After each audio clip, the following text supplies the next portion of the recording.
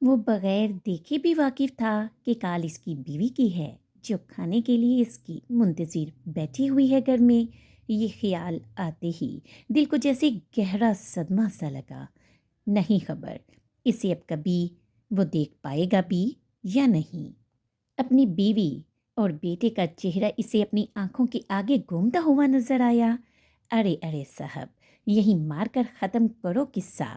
جیسے ہی باہر سے آنے والی آواز کانوں کی سماعت سے ٹکرائی، وہ تیزی سے اس کھڑکی کے پاس کھڑے کالے کپڑوں میں ملبوس شخص کو بلا خوف دیکھنے لگا جو گاڑی کا دروازہ کھول چکا تھا۔ اگلے ہی لمحے خاموش فضا میں دو تین فائر کی آواز گونجی۔ سر کام ہو گیا ہے۔ کالے کپڑوں میں ملبوس اس شخص نے سیل کان سے لگا کر بڑی مسرت اور فخر بڑے لہجے میں اطلاع دی تھی، تم نے خود چیک کیا ہے؟ دوسری جانب سے بڑی تیزی سے سوال کیا گیا۔ بالکل بالکل سر، دو گولیاں ماری ہیں سینے میں، بچنے کا تو چانس ہی نہیں۔ میرے سامنے محیب اجلال ملک کی بے جان لاش پڑی ہوئی ہے۔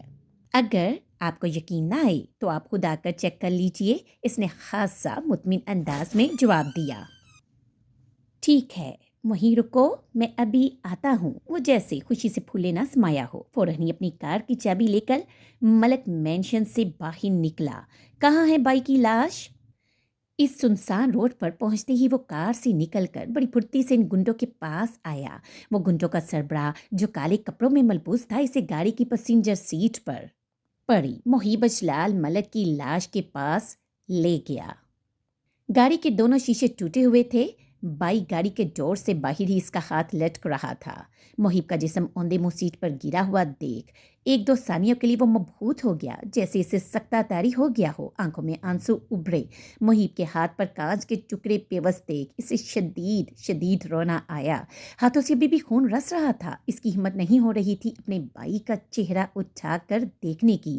سوری بائی، مجھے معاف کر دیجئے گا، مجھے معاف کر دیجئے بائی۔ وہ ہاتھ تھام کر روتے ہوئے معافیاں مانگنے لگا۔ اسے معافیاں مانگتا دیکھ پاس کھڑے وہ پانچوں گنڈے ایک دوسرے کا چہرہ دیکھ کر الجھنے لگے۔ کچھ دیر تک جائزہ ایسے ہی کھڑا اس کا بے جان ہاتھ تھام کر روتا رہا۔ اس نے محیب اجلال ملک کے سر کے پیچھے کے حصے سے خون ٹپکتے دیکھا، جس پر وہ خاصا مطمئن ہوا کہ محیب اجلال ملک مر چکا ہے، مگر پھر بھی مکمل طور پر خود کو مطمئن کرنے کے لیے، خود مطمئن ہونے کے لیے اس خوبرو نوجوان کے بے جان سراپے کو اٹھا کر سیٹ سے لگا کر بٹھا دیا۔ پہلے اس کے کوٹ کو ہٹا کر دیکھا، پوری سفید شرٹ خون سے آلودہ تھی جو اس سے دیکھا نہ گیا۔ تیزی سے کوٹ واپس ڈھک کر ناک کے نیچے ہاتھ رکھ کر چیک کرنے لگا۔ اسے سانس نہ لیتا دیکھ کر چہرے پر اگلے ہی لمحے ایک مطمئن اور خبیث مسکراہٹ بکھری۔ وہ جان مارتا تھا اس پر، آخر میں ظالم نے جان ہی لے لی۔ اسی وقت محیب اجلال ملک کا نیچے گرا ہوا سیل رنگ ہونے لگا۔ اس نے اپنی آنکھوں سے بہتے آنسو صاف کرتے ہوئے سیل اٹھایا۔ اسکرین کے اوپر ہی نوٹیفیکیشن میں 40 سے زائد مس کالز تھی، وہ بھی ساری ایک ہی نمبر سے، مائی ولڈ لائنرز۔ سیل پر چمک رہا تھا، یقیناً یہ نجمہ کا نمبر ہے۔ اس نے نام سے اندازہ لگایا، پھر شدید اداسی سے مسکرا دیا۔ یہ آدمی کبھی تمہارے قابل تھا ہی نہیں نجمہ، میں نے آج تمہیں اسے ہمیشہ کے لیے آزادی دلا دی، اب تمہیں اس سے ڈر کر کہیں بھاگنے کی ضرورت نہیں پڑے گی۔ وہ سیل کی اسکرین کو دیکھتے ہوئے مسکرا کر کہنے لگا۔ پھر اس نے سیل واپس نیچے پھینک دیا۔ کاش آپ میرے اور نجمہ کے بیچ میں نہ آئے ہوتے تو آج مجھے آپ کو یوں مروانا نہیں پڑتا۔ دیکھیے کیسے کتے کی موت مرے پڑے ہوئے ہیں آپ۔ جس جائیداد کے لالچ میں آپ نے میری محبت مجھ سے چھینی، وہ بھی آپ کو نصیب نہیں ہوئی۔ آپ کو کیا لگا تھا آپ مجھے اپنے حصے کی جائیداد دیں گے اور میں آپ کو معاف کر دوں گا؟ بیوقوف سمجھا ہوا ہے کیا آپ نے؟ آپ کو مار کر مجھے یہ ساری جائیداد ویسے بھی مل جائے گی، جس کا مجھے کوئی خاص لالچ نہیں۔ اصل میری منزل تو میری محبت ہے، میری نجمہ، جو مجھے آپ کے زندہ رہتے ہوئے کبھی بھی نہیں مل سکتی تھی، اس لیے آپ کو تو مرنا ہی تھا، آج نہیں تو کل۔ بے فکر ہو جائیے بائی، نہ میں آپ کی اولاد کو باپ کی کمی محسوس ہونے دوں گا، نہ نجمہ کو شوہر کی۔ اس نے محیب اجلال ملک کے کندھے پر ہاتھ رکھ کر شیطانی مسکراہٹ لبوں پر سجاتے ہوئے کہا۔ نجمہ میری تھی، میری ہے اور صرف میری ہی رہے گی، وہ خاصا پر اعتمادی سے اس بے جان شخص کے سامنے اکر کر اعلانیہ بولا، چلو اب منہ کیا دیکھ رہے ہو، اس سے پہلے کوئی آئے گاڑی بائی اور ڈرائیور کی لاش سمیت کھائی میں پھینک دو۔ وہ فرعونیت کی انتہا پر تھا۔ اسے دیکھ کر کون کہہ سکتا تھا کہ وہ سگا بائی ہے؟ اس پہ جان پڑی ہوئی لاش کا جازہ گاڑی کا دروازہ زور سے بند کر اپنے آدمیوں کو آرڈر دیتے ہوئے بولا۔ ابھی 2-3 قدم ہی اپنی کار کی جانب وہ چلا تھا کہ اچانک اس کی نظر روڈ کے سائڈ میں پڑے 2 خون آلود لڑکوں پر گئی۔ انہیں دیکھ کر جازہ بری طرح سے چونکا، پھر تیزی سے استفسار کیا، انہیں کس نے مارا؟ میں نے اچانک سے پیچھے سے آتی روبدار آواز نے مانو اس کی سانسیں روک دی تھی۔ اس آواز کو وہ بخوبی پہچانتا تھا۔ خاصا حیرانگی کے عالم میں پیچھے پلٹا، آنکھیں پھٹی کی پھٹی رہ گئی تھی۔ خوف کے مارے اس کی پیشانی پر پسینہ نمودار ہوا۔ محیب اشلال ملک اپنے روبدار انداز میں گاڑی سے اترا، ڈور کو زور سے بند کر بڑم سے پینٹ کی جیب میں اپنی گن لگاتے ہوئے اسی کی جانب آ رہا تھا۔ گھٹیا انسان جازا نے اس شیر کے خوف سے تیزی سے پیچھے قدم لیے۔ اس روبدار شخص کی آنکھیں سرخ انگاروں کی مانند لال ہو رہی تھی۔ وہ شیر کی طرح اس پر سامنے سے چپٹا اور آتے ہی اس کا گریبان پکڑ کر مکے مقابل کے منہ پر برسائے۔ جازا کو سنبھلنے تک کا موقع نہ دیا تھا اس نے۔ کیا تمہیں نہیں علم میں 10 منٹ تک سانس روک سکتا ہوں؟ تم نے تو صرف 2 منٹ بھی انگلی نہ رکھی۔ اس نے طنزیہ مسکراہٹ چہرے پر سجائے مقابل کو مکہ مار کر زمین پر گراتے ہوئے کہا، تمہیں کیا لگا تھا اتنا آسان ہے محب اجلال ملک کو مارنا؟ وہ دانت پیستے ہوئے پوچھنے لگا۔ ماضی محب اجلال ملک نے جیسے ہی سر اٹھایا، اسے اپنے سر پر کسی کی گن لگی ہوئی محسوس ہوئی۔ اپنی پینٹ کی جیب سے نکالی گن اس نے بغیر ایک لمحے کی دیری کیے کھڑکی کے پاس آنے والی اس گنڈے پر چلا دی جو سربراہ کو اس سے مارنے کا مشورہ دے رہا تھا۔ وہ گنڈوں کا سربراہ دیکھتا کا دیکھتا ہی رہ گیا تھا۔ اس نے اپنے ساتھی کو اگلے ہی لمحے زمین پر تڑپتا ہوا پایا۔ اسے اندازہ نہیں تھا کہ سامنے بیٹھا شخص اس قدر نڈر نکلے گا کہ گن سر پر تنی ہونے کے باوجود اس کے ساتھی کو اسی کے سامنے صرف چند لمحوں میں ہی مار گرائے گا۔ تیری اس سربراہ کی توجہ ہلکی سی کیا بچکی۔ سامنے بیٹھے اس نڈر نوجوان نے اس کی گن جپٹ کر دونوں گنوں کو ایک ساتھ اسی پر ہی الٹ کر تان دیا۔ ابھی محب اجلال ملک کا ذہن اسی جانب تھا کہ گاڑی کے دوسرے ڈور سے ایک اور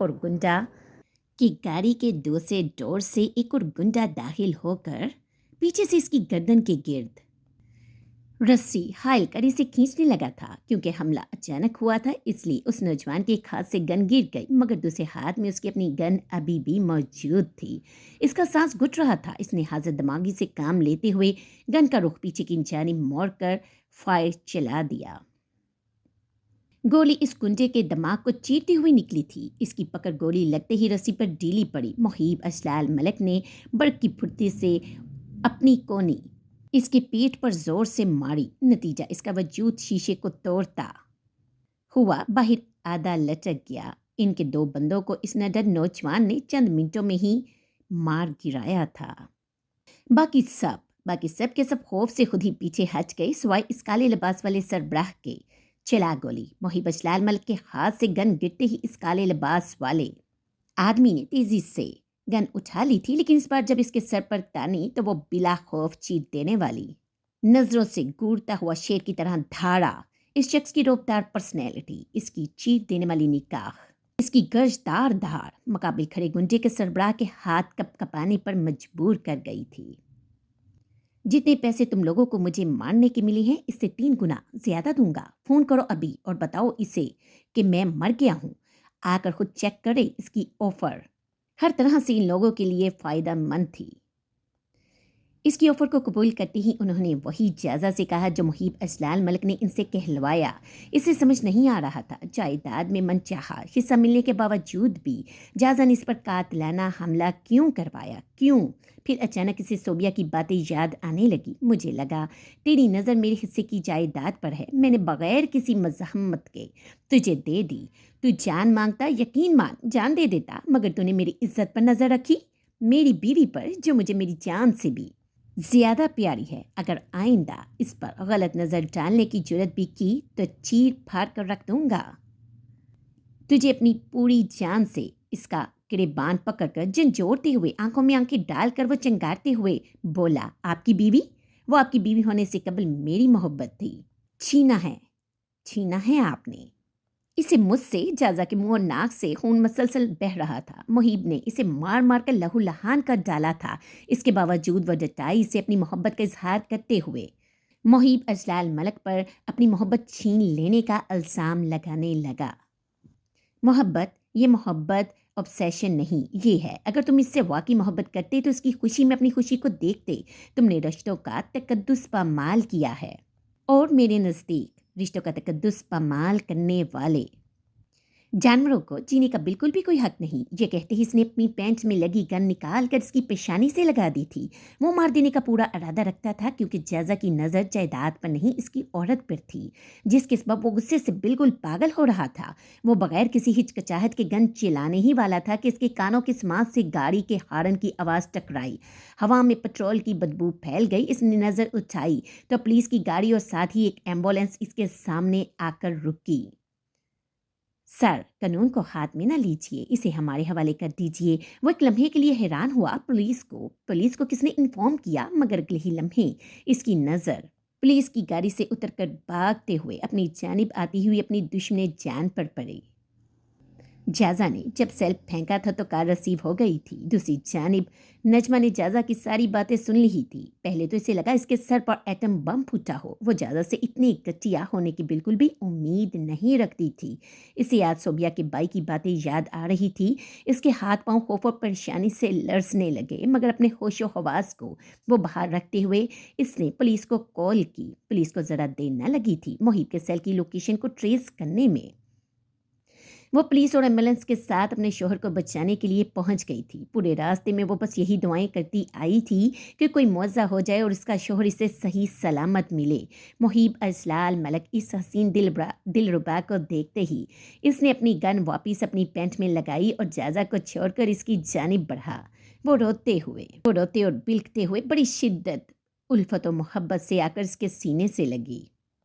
شکر ہے تم ٹھیک ہو، وہ پھوٹ پھوٹ کر روتے ہوئے بولی. اس کی بے پناہ محبت اس کی سی آنکھوں سے عیاں تھی جو کسی بھی اندھے کو نظر آ جاتی. اجازت تو پھر آنکھوں والا تھا. اتنی تکلیف تو محیب اجلال ملک کی ماں نے اسے نہیں پہنچائی تھی جتنی نجمہ کی اس بے روحی نے اس کو پہنچائی.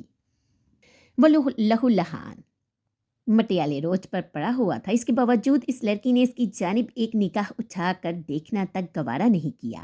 رونا بند کرو، کچھ نہیں ہوا ہے مجھے. اس کی کمر کو سہلاتے ہوئے بار بار وہ سمجھا رہا تھا کہ وہ بالکل ٹھیک ہے، مگر اس کے آنسو تو تھمنے کا نام ہی نہیں لے رہے تھے. شرم آنی چاہیے آپ کو. میں نے ہمیشہ آپ کو اپنے بھائی کی نگاہ سے دیکھا اور آپ نے چھی گن آ رہی ہے مجھے آپ سے. جازا کو پولیس اپنے ساتھ لے کر جا رہی تھی جب نجمہ کے پاس سے وہ گزرا. وہ لڑکی سے دیکھتے ہی بپھر اٹھی تھی اور غصے سے چلانے لگی. اس کی سیاہ آنکھوں سے جھلکتی قدورت جیسے اس ایک پل میں ہزار موتوں سے ہمکنار کر گئی تھی. تم بائی کی خاطر مجھ سے نفرت کر رہی ہو؟ کیا بھول گئی ہو ان کے سارے مظالم کو؟ بھول گئی اپنی اولاد کی موت کو؟ بھول ابھی وہ بول ہی رہا تھا کہ نجمہ اس کی بات کاٹتے ہوئے بولی.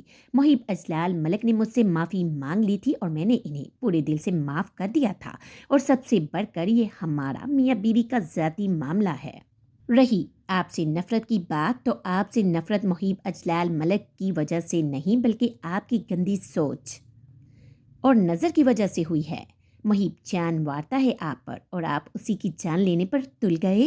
مجھے یاد نہیں پڑتا محیب اجلال ملک نے کبھی آپ کی کوئی برائی کی ہو مجھ سے. یہ اس کی اچھائی کی انتہا ہے کہ آپ نے اس پر قاتلانہ حملے کروائے، مگر اس نے ہر بار آپ کو معاف کر دیا. نہ صرف معاف کیا بلکہ آپ کے ہر گناہ پر پردہ بھی ڈالتا رہا. وہ آپ کے برے افعال ہیں جو نفرت پر ابار رہی ہیں مجھے آپ سے.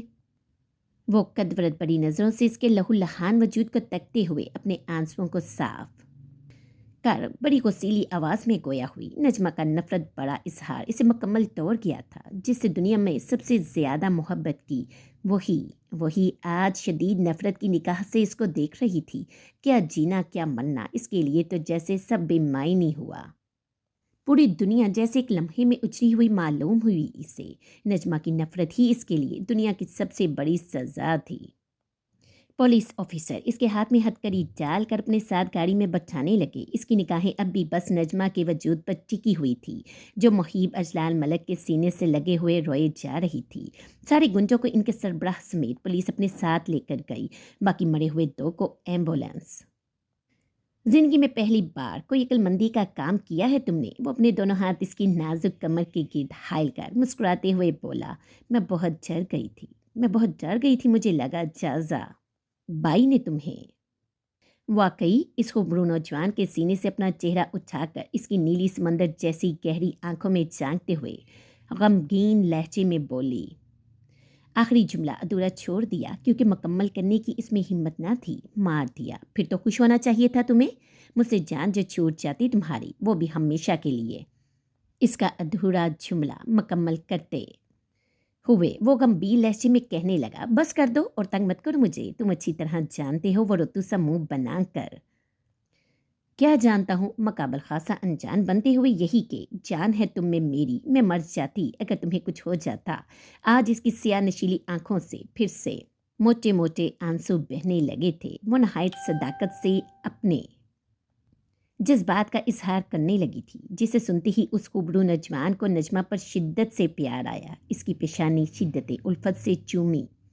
تم ہاسپٹل چلو میرے ساتھ، دیکھو کتنا خون نکل رہا ہے، تمہاری شرٹ پوری لال ہو رہی ہے۔ جب اعتبار آ گیا ہے کہ وہ ٹھیک ٹھاک ہے تو ذہن کو سب سے پہلی فکر اس کی خون آلود شرٹ کو دیکھ کر لاحق ہوئی۔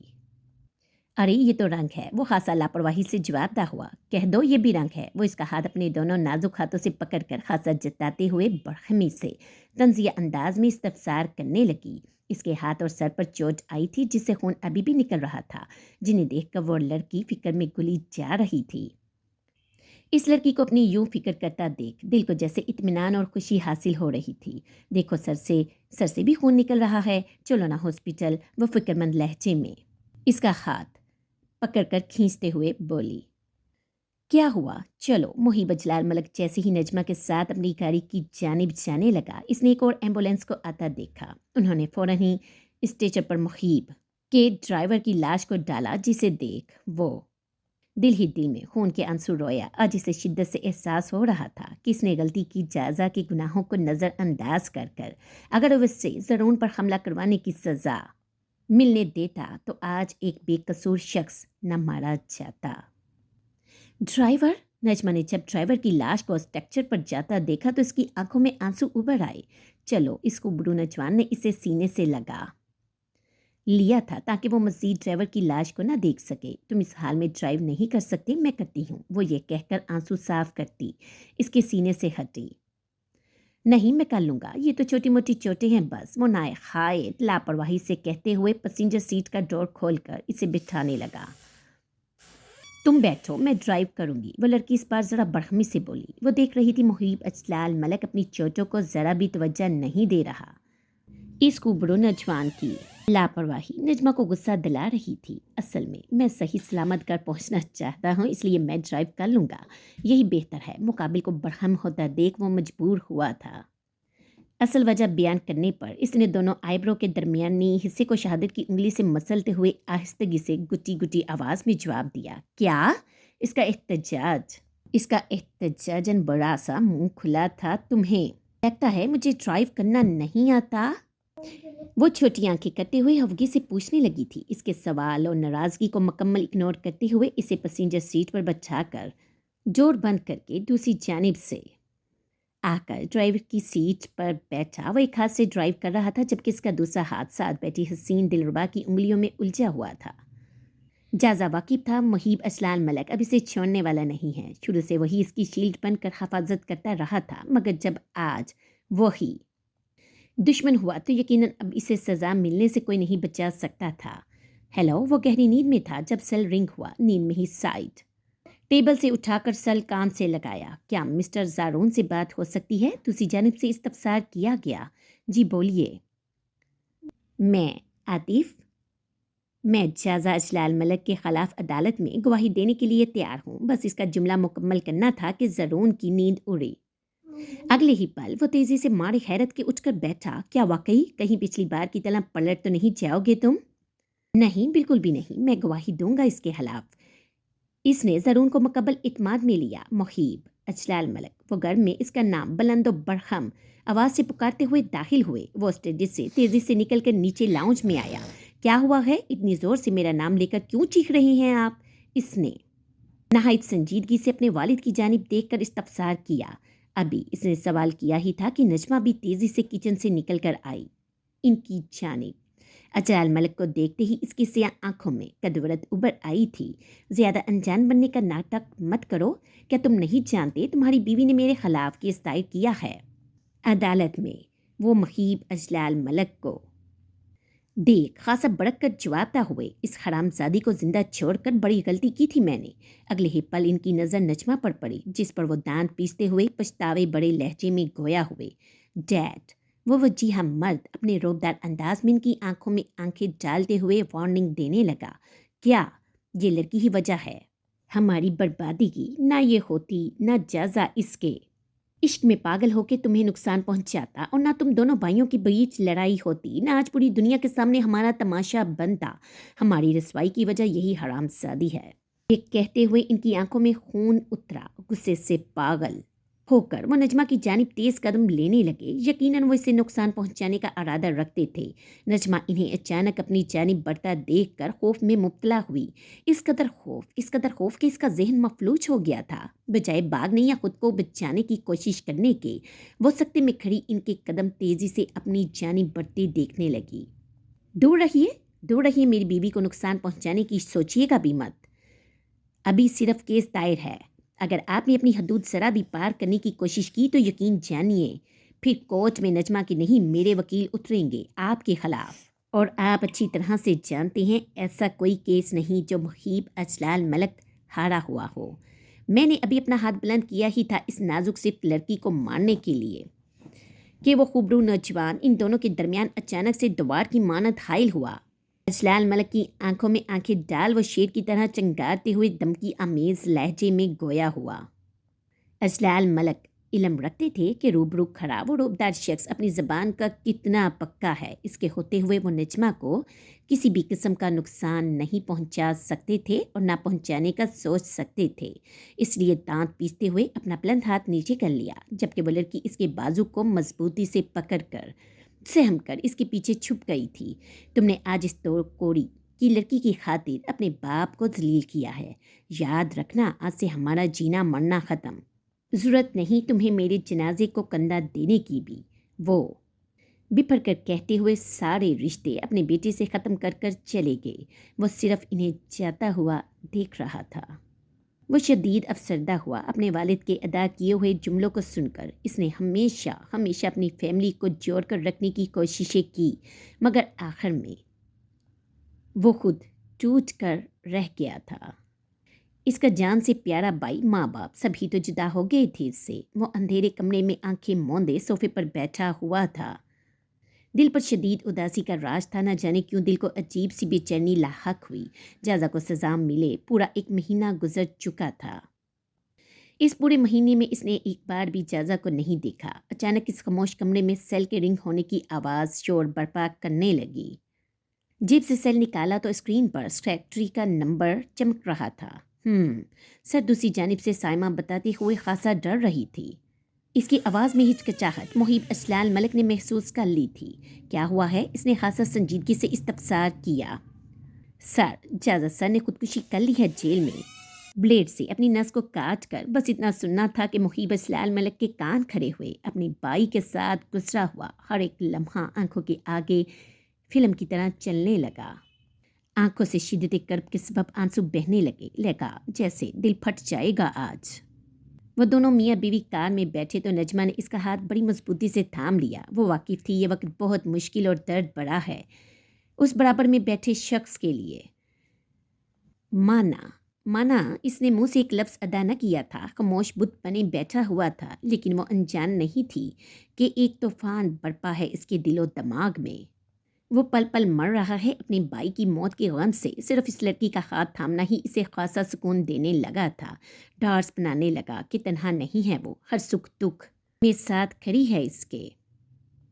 वो ट्रक सर्द खाने पहुंचे जहां जहाज़ा की लाश को रखा गया था। वहां पहले से ही अजलाल मलक, मुबशरा बेगम, मोहतरमा रकैया और सोबिया मौजूद थे। सोबिया और मुबशरा बेगम का तो रो रो कर बुरा हाल था। अजलाल मलक, मुहीब अजलाल मलक और नजमा को देखते ही बिफर उठे। कहा, आखिरी दीदार नहीं करने देंगे जाजा का। नजमा तो जाइन है, तू खा गई मेरे खंसते बसते घर को, मेरे बच्चों को एक दूसरे का जानी दुश्मन बना दिया।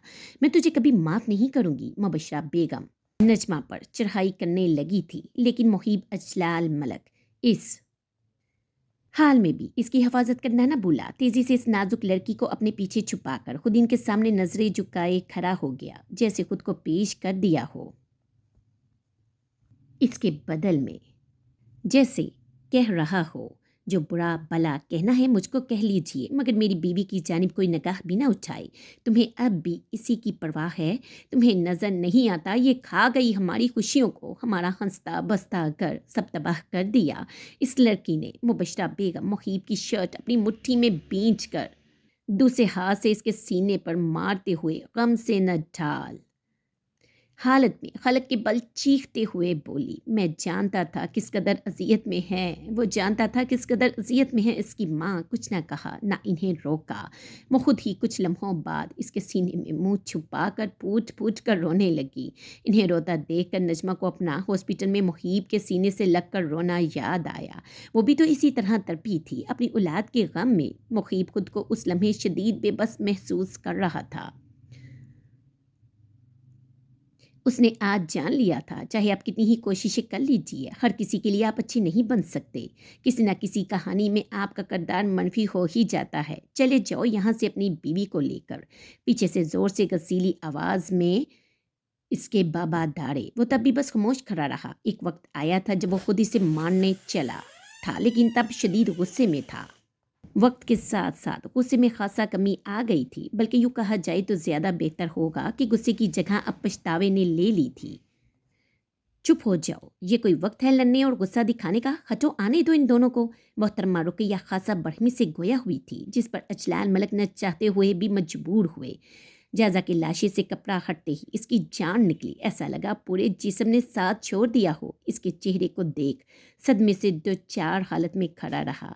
वो गोद में खिलाता था इसे अपने माँ बाप की लड़ाई के वक्त इसके सहमे वजूद को खुद से लगाकर न जाने कितनी ही देर बैठा रहा करता था।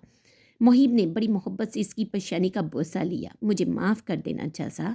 वह शदीद रंजीदा होकर आहिस्तगी से जाजा से लिपट कर माफ़ियाँ मांगने लगा। मुहीब सर, आपके भाई ये छोड़ कर गए हैं आपके लिए। एक पुलिस ऑफिसर इसके पास आकर एक फोल्ड कागज़ इसकी जानिब बढ़ाते हुए खोया हुआ। मुहीब ने इस कागज़ को बगैर पढ़े अपनी जेब में डाल लिया था। तुम ठीक तो हो ना? न जाने कितनी ही बार वो ये सवाल पूछ चुकी थी। वो मैं ठीक हूँ, तुम मेरी फिक्र मत करो, जाओ जाकर सो जाओ। वो सिगरेट का धुआं मुंह से छोड़ते हुए बगैर मुड़े बड़ी संजीदगी से जवाबदा हुआ। मगर जाओ नज, इसने ज़रा सख्त लहजे में हुक्म सादर किया तो मजबूरन इसे स्टडी में अकेला छोड़कर दरवाज़ा आहिस्तगी से बंद कर कर वो अपने कमरे की जानिब आई। इसके जाते ही मुहीब अजलाल मलिक ने अपने भाई का लिखा आखिरी खत, जो इसके नाम था, खोल कर पढ़ना शुरू किया। खत, अस्सलामु अलैकुम। मुझे समझ नहीं आ रहा मैं कैसे आपसे माफ़ी मांगूं। मेरा गुनाह तो बहुत बड़ा है, शायद मैं माफ़ी की काबिल भी नहीं हूँ। आपको पता है भाई, मैं हमेशा हर चीज़ के लिए तरसा। अम्मी हजूर और डैड को लड़ने से फुर्सत होती तो मुझ पर ध्यान देते, मुझे प्यार देते, मेरा ख्याल रखते, मगर नहीं, इनके पास मेरे लिए कभी वक्त ही नहीं था। आपको तो पता है ना, मैं डर जाता था। इनके चीखने की आवाज़ों से भी मैं सहम कर आपके ही तो गले लगा करता था। आप मेरे लिए माँ बाप दोनों बन गए थे। अजीब बात है ना, माँ बाप के होते हुए भी इनकी मोहब्बत और तवज्जो के लिए तरसना। फिर मामू की कर रहा तो वहाँ पैसों के लिए तरसा, इस्ते नफ्स के लिए तरसा। मामी जब मुझे नौकरों की तरह काम करवाए करवाने के बावजूद गालियां देती थी, यहाँ तक कि एक बार जलता हुआ चिमटा उठाकर मेरी कमर पर लगा दिया। तब मैं अपने साहिबान यानी आपके लिए तरसा। मैं पूरी पूरी रात दर्द से रोता रहा और यही सोचता रहा, अगर आप होते तो मुझे इस तकलीफ से निजात दिलाते। जैसे तैसे सब ठीक हुआ मेरी ज़िंदगी में कि अचानक मुझे मॉल में नजमा नज़र आई। ऐसा तो नहीं कि आप वाकिफ़ नहीं, आप जानते थे ना भाई, मैं शुरू से मोहब्बत करता था। इससे कितना कहा था आपसे, मगर आपने मुझे मेरी मोहब्बत के लिए तरसता सच छोड़ दिया, वो भी ताउम्र रहा सहा। इसे अपने निकाह में लेकर मुझे बिन पानी की मछली की तरह तरपाया। मुझे सबसे ज़्यादा दुख तब होता जब मैं आपको इसकी नाकदरी करते पाता। आप इसे बीवी का हक नहीं दे रहे थे दुनिया के सामने, ऊपर से इस बेचारी को औलाद का गम दिखाया। वो मेरी इंतहा थी भाई। जब मैंने इसकी खून आलूदा जिस्म को अपनी बाहों में बड़ा था, मुझे अपनी महरूमियत मंजूर थी, मगर नजमा को खुशियों के लिए तरसता हुआ नहीं देख पाया। मुझे शदीद नफरत हो गई थी आपसे। मैं एक नकदरे शख्स से अपनी मोहब्बत छीन लेना चाहता था, इसलिए मैं आपको मारने का प्लान बनाने लगा। मगर किस्मत अच्छी है शुरू से आपकी। मेरा हर मनसूबा नाकाम हुआ। मैं अपनी मोहब्बत में इतना इतना अंधा हो गया कि सोबिया के हकूक़ की भी हक तलफी करने लगा। मैंने कभी इसे वो मोहब्बत दी ही ना जिसकी वो हकदार थी। इसका आज मुझे शदीद गम और पछतावा है। हो सके तो इससे कहिएगा वो मुझे माफ़ कर दे और मेरी नाज़नीन का बहुत ख्याल रखिएगा। इसे माँ बाप दोनों का प्यार दीजिएगा। इसे मेरे मतलब सिर्फ अच्छी बातें बताइएगा। मैं अपनी बेटी की नज़र में गिरना नहीं चाहता। मैंने अपनी सारी जायदाद इसी के नाम कर दी है। मुझे यकीन है भाई, आप अजलाल मलक नहीं बनेंगे, ना ही नजमा जैसी ना इंसाफ़ी नाज़नीन के साथ होने देंगे। मैंने अपनी आंखों से देखा है आपको पैसे और रिश्तों को अलग अलग मकाम देते हुए, इसलिए आपको अमीन बना रहा हूँ। मेरी बेटी के 17 साला उम्र होने तक इसके हिस्से की जायदाद को संभाल लीजिएगा। मैं जानता हूँ इस मामले में मैं आप पर भरोसा कर सकता हूँ। भाई, मेरी बेटी की शादी इसी लड़के से करवाइएगा जिसे वो खुद पसंद करे। ज़बरदस्ती ना होने दीजिएगा इसके साथ। पता है भाई, मेरे पास बहुत वक्त होता है जेल में। अब सोचता हूँ बैठकर मेरी इस हालत का जिम्मेदार क्या सिर्फ मैं हूँ तो दिलो दिमाग हम आवाज़ होकर कहते हैं बिल्कुल भी नहीं। तुम्हारे वालिदैन भी हैं। डैड अपने भाई का मेरे सामने बेदर्दी से शहाब के साथ मिलकर कत्ल ना करते। अम्मी हजूर अरूसा चाची के साथ जानवरों जैसा बदतरीन सलूक ना करती तो यकीनन मेरे लिए भी किसी के साथ बुरा सलूक करना या कत्ल करने का सोचना नामुमकिन होता। इनके बुरे अफ़ाल मेरे जहन में बचपन से नक्श होते गए। नतीजा मुझे भी अपने भाई का कत्ल करना या लोगों के साथ बदसलूकी करना या इन्हें कत्ल करवाने की कोशिश करना कोई बुरा फेल मालूम नहीं हुआ। अगर वो अपनी लड़ाइयों से हटकर मुझे तवज्जो दे देते तो यकीनन मेरा आज ये जेल की चार दीवारी ना होता। मेरा दम घुटने लगा है अब इनमें। नजमा की कदरत बड़ी नज़रें मुझे 100 बार मौत देती हैं। अब मुझसे मज़ीद बर्दाश्त नहीं हो रहा। इसीलिए दुनिया छोड़कर जा रहा हूँ। हो सके तो माफ़ कर दीजिएगा अपने इस नालायक और बेवकूफ़ भाई को। आपका जायज़ा खत पढ़ने के बाद वो खत को सीने से लगाए रोने लगा। अपने छोटे भाई की मोहब्बत इसकी आंखों से अश्क बनकर बह रही थी। वक्त को मोड़ा तो नहीं जा सकता, वरना वो अपनी सारी गलतियों की तस्हीह कर लेता। काश मैं तुम्हारी बात मान लेता। वो लड़ते हुए वजूद और कांपते हुए होंठों के साथ गोया हुआ